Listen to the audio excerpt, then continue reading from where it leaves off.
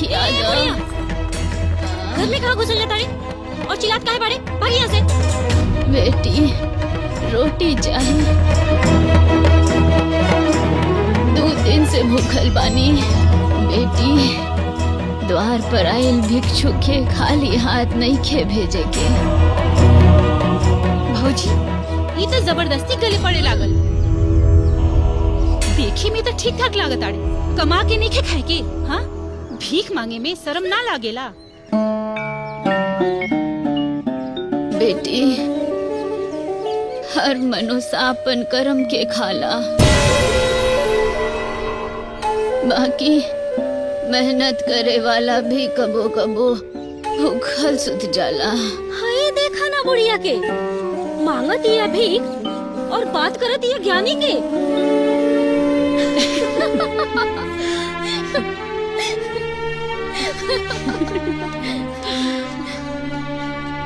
माँ जी, अगर ये खाना से आपके पेट भर जाए तो ये खा ली। आपन खाए के ठिकाना नहीं खे और अपन हिस्सा के खाना भिखारी के देता रू। अरे वाह, बड़ा दानवीर बनत बाड़ू। हाँ? आज पूरा दिन कुछ ना मिली, भूखी रहबू तू। साईं इतना दीजिए, जामे कुटुंब समाए, ना मैं भूखा रहूं, ना साधु भूखा जाए। संतोषी माँ तो हर कल्याण करे, कल्याण करे।